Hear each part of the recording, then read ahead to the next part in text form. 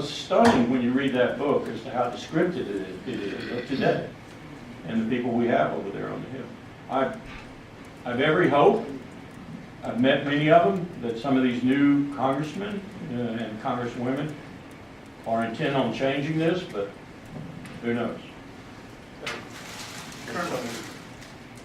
Colonel, one of the things that I think is interesting about, is this working? Well, I can talk about it.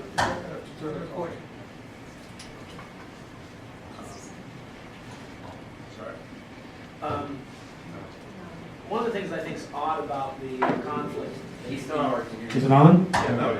Okay. One of the things that I think is odd about the conflict in Yemen is that we kind of, as a nation, I don't mean with me, but we look at it like, oh, well, maybe we don't have a lot to do with that, but we are helping an ally, we're helping fight an enemy. And so the analysis becomes this kind of very simplistic. Iran's an enemy, the Saudis are an ally. And I kind of asked myself, what makes the Saudis an ally? I mean, I don't think they share a lot with us in terms of a value system. At least I'd like not to think that we do. It seems that it's repeating itself. In other words, they're fighting someone we classify in the enemy category, and that makes them an ally, and that's about it. Whereas that's not true with, say, Great Britain. We actually have a lot of shared. So I guess my question is, how do we solve this problem of kind of simplistic, the enemy of my enemy is my friend, when in fact that isn't, the Middle East is far too complicated to engage in sort of that, what I would call rudimentary and simplistic foreign policy thinking. But that's what we do. Right. One senator with whom I had an otherwise, I thought, valuable conversation, one, because he was willing to listen to me on that very issue, because that was his response. It's Iran.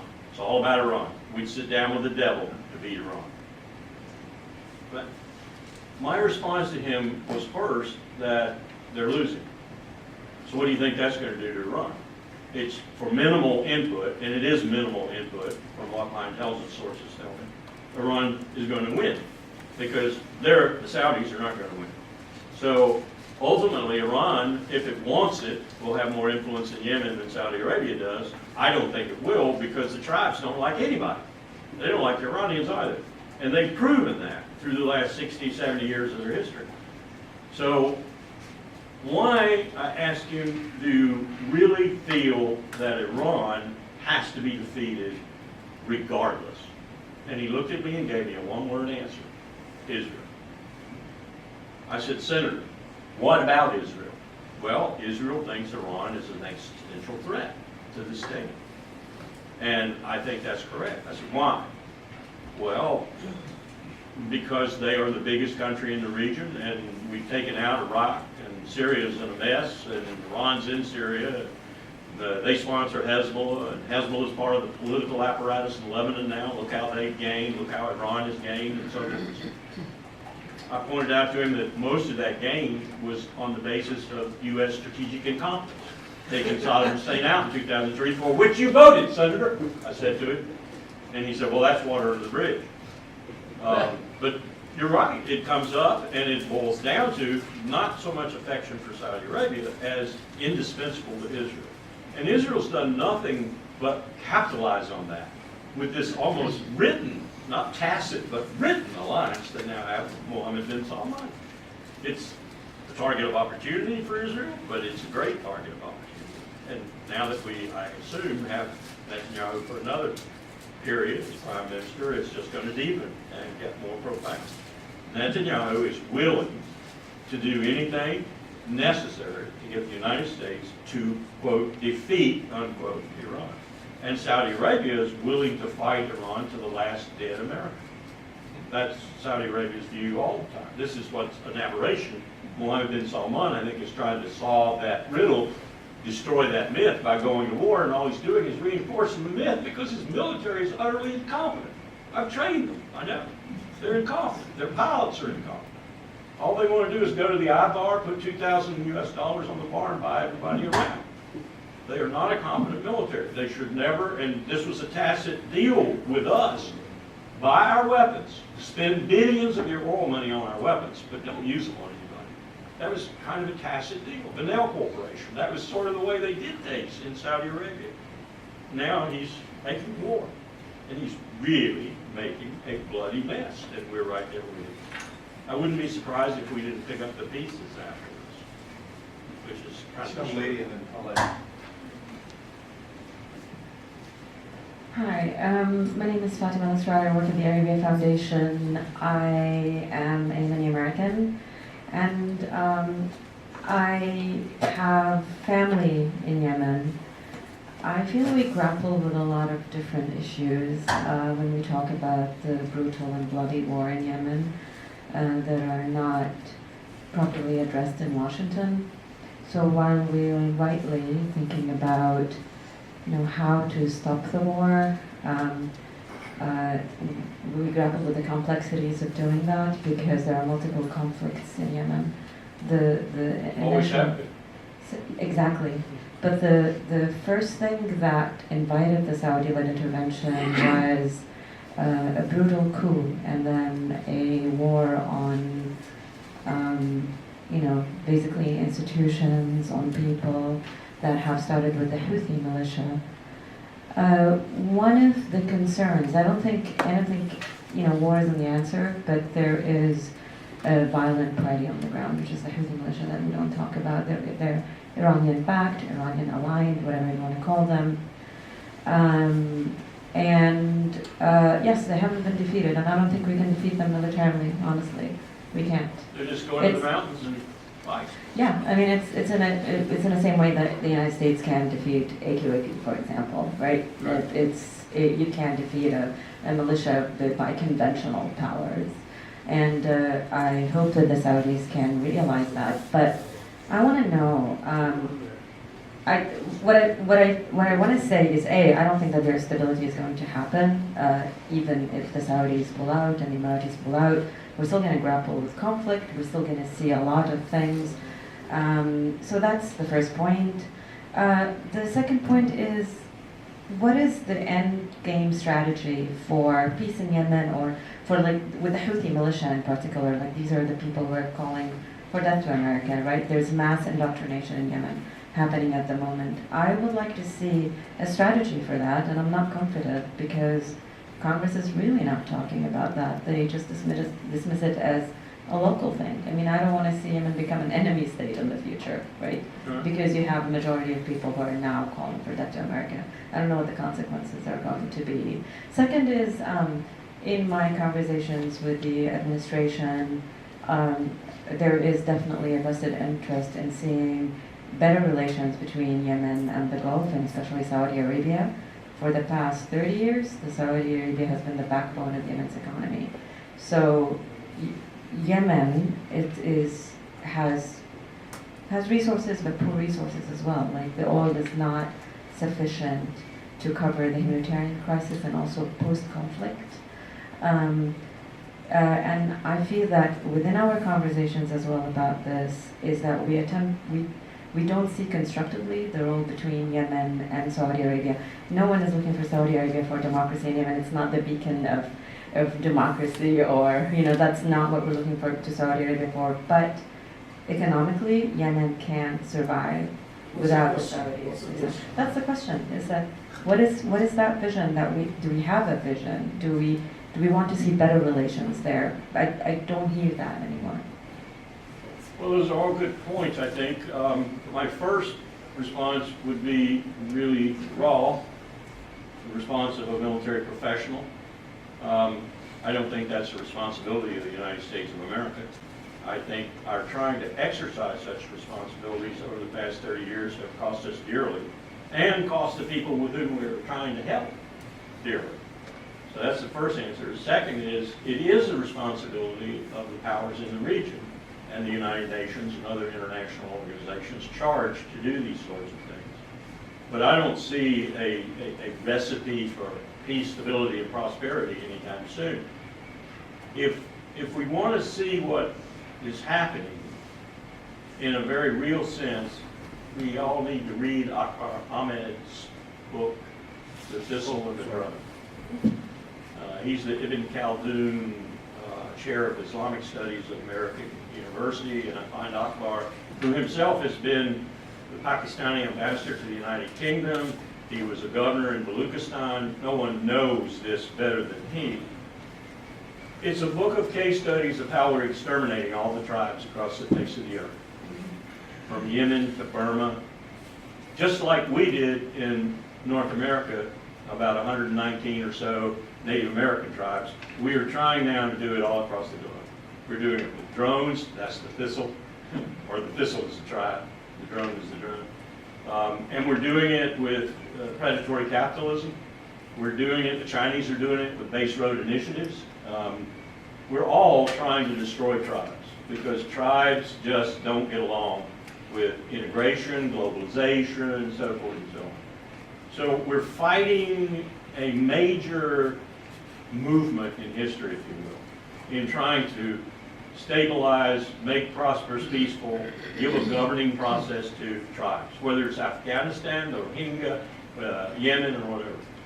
So one, not the U.S.'s responsibility. Two, probably an impossible task, but if it is undertaken, it should be undertaken by those who know a whole lot more about it than we do, and certainly not with military power at the point of the bayonet or a bullet. And three, I would say the same thing that a Yemeni soldier said to me when he walked into my office one day. And he was crying. And I looked at my first sergeant and I said, "Top, why is he crying? Tell the captain your story." And he told me a story in English, broken English, but he told me a story about having been a goat herder. And all he ever wanted to be was a goat herder. And yet his country had impressed him into its military. And he did not want to graduate from infantry officer basic course. He found it too tough and not to his liking. But he knew if he failed, he would go back to Yemen and maybe face a firing squad. He would certainly face the wrath of the Yemeni major over at Building 4, who was his titular boss while he was in my school. Problem. What do you do about it? Well, I had compassion, sympathy, so did my first sergeant. We graduated. We probably shouldn't have. He's probably dead now. He probably died in one of these interminable fights over there. I don't know how you deal with that. I'm not sufficient to deal with that. The U.S. Department of State is not sufficient to deal with that. We don't have enough money to deal with that. So you've just described a lot of problems all across the face of the earth, particularly indigenous to Southwest Asia right now. And I'm also on the Climate and Security Working Group, which is mostly a DOD group, Homeland Security too, but mostly DOD. And I can tell you right now, the computer models are telling us that the #1 region of the world to be impacted most dramatically and early by climate change is Southwest Asia. No water to drink, no arable land on which to grow food. Anybody look at Syria and the 200,000 Syrian farmers that had no water for 2 years in a row for their crops and so forth. This is going to get much worse. The estimates are now 500 million refugees, many of whom emanate from this region. By mid-century, that's not very far away, there's 65 million refugees right now. We're looking at not just that problem in Yemen, we're looking at that problem in Yemen being magnified all across that region in sub-Saharan Africa. I don't know how you deal with it. I could sit up here and tell you all kinds of stories about how I know how to deal with it, but I don't. Yes, everybody knows that the Saudis been meddling in Yemeni politics for the last 70, 80 years maybe, and before. It's also important to note that the entire region of southwestern Saudi Arabia is originally Yemeni land that was occupied by Saudi. Also, the Saudis played a role in strengthening the Houthis in the beginning because they thought they will have them fight the Islah. So they are responsible now to call that the Houthis are a problem supported by Iran. They supported the Houthis first, who were just playing part of the game. They used Yemen against Abdel Nasser in the 50s and 60s, so this is nothing new. The question about the good news and bad news this morning about the removal of Omar al-Bashir, the dictator of Sudan. There was predictions because many people know there are hundreds of Sudan. Don't forget Algeria either.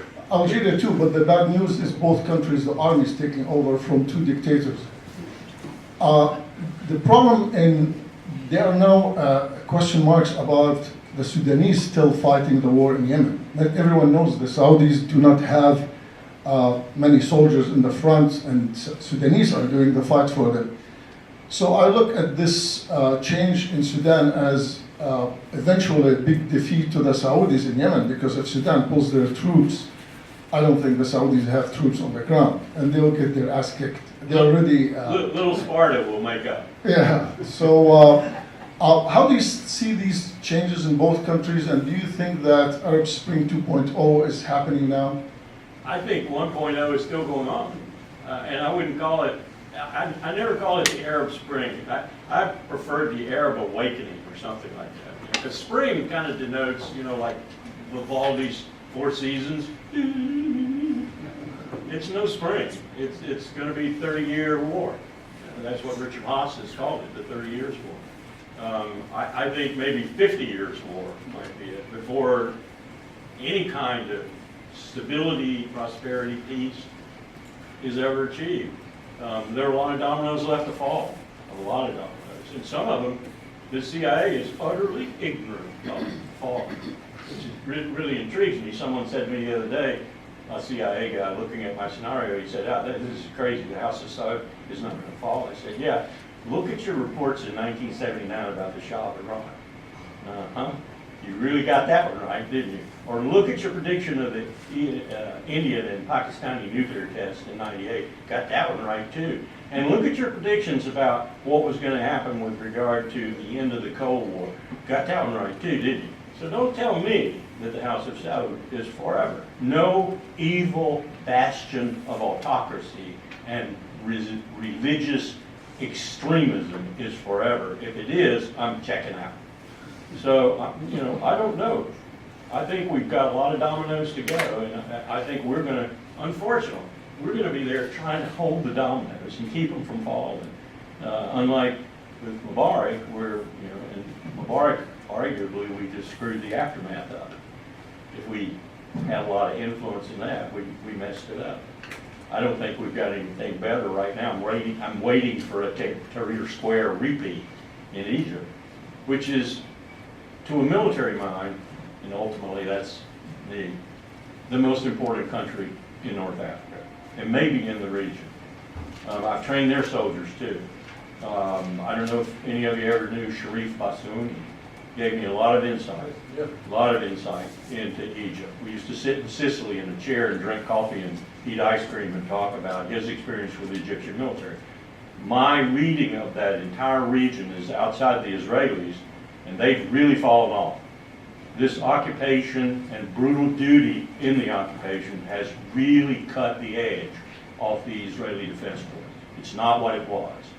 That's bothering the leadership. They don't know what to do about it. Got to have a big war every now and then in order to keep your edge, right? But the Egyptians are very important, and so far we haven't done too well there either. That bothers me. You're very yesterday they pulled out of the Arab NATO. The day before yesterday, Egypt pulled out of the Arab NATO that the Trump administration tried to force. That's such a. The GCC is falling apart. Qatar, another mistake MBS made, of course, is to invite the Turks into Qatar and to push Qatar away. I mean, what a crazy guy this guy is. He reminds me, to a certain extent, of another guy I knew who used to live in Baghdad, who seemed to have a tactical grasp of things, but was just an idiot when it came to strategy. So let's do two last questions before we wrap up. Ken Meyer Court. I think a lot of analysts miss an opportunity to gain insight into our foreign policy objectives by treating Qatar as a normal country capable of determining its own foreign policy. I mean, we're talking about a country with 300,000 citizens dependent on one export for their wealth, an export which can be cut off overnight by the same people who maintain one of their largest military bases, if not the largest one. They have one other export.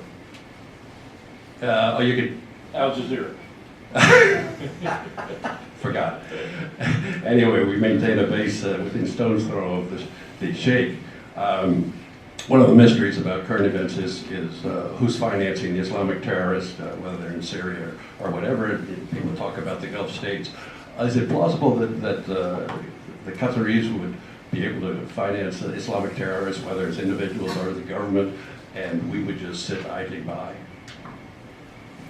I certainly wouldn't say that was an impossibility. And I know what we did in Afghanistan, for example, with the Mujahideen there.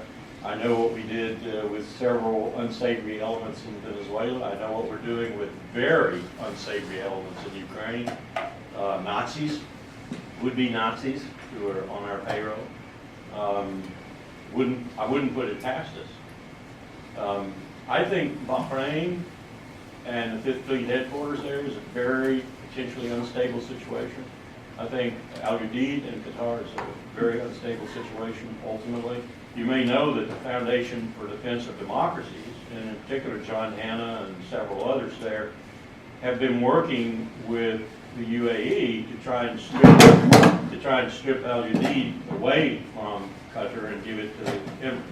I don't know how they plan on doing that, move the border, pick it up and move it or whatever, but part of their rationale there is that they don't want to be associated with the Emir, who seems to do things that are antagonistic to their interests and ultimately to Israel's interests. I wouldn't be there. If I were walking in as the chairman of the Joint Chiefs of Staff to brief a president of the United States about the most volatile, potentially disruptive and dangerous place the U.S. military is positioned in the world, there'd be no doubt in my mind what I would say. I would say, Mr. President, you need to get out of the Middle East yesterday. Go back to offshore balancing, go back to carrier battle groups, carrier strike groups, marine amphibious groups in the northern Sea of Oman, in the Indian Ocean, and impact things with military power only when and where you have to, and be very circumspect about it. Because most of the time, even with that kind of strategy, your bombs and bullets are not going to solve things. So don't have any boots on the ground in the region, period. That was quintessential U.S. strategy from FDR to the first Gulf War. And all of a sudden, we have departed from it. It was sane and sober. What we're doing now is insane and drunken. So we're going on 1:30, so last question, please. I've served in a lot of these countries, so I was actually a DCM in Sharjah in Yemen. Never did I understand so little about a country I served in, so I have no expertise, except that I know that I don't know. Who was your ambassador at that time? I only had one, Bill Rue, for a year, and then I was Sharjah for a year. This was 86, 88. Nevertheless, people that do know Yemen, much better than I ever will, believe that even if we could end this war tomorrow, that here we have a country of 28 million people, indigenous Yemenis, more populous than all the other indigenous populations by far on the Arabian Peninsula. And it's essentially now going to be, it appears, we can't say for sure, in constant conflict.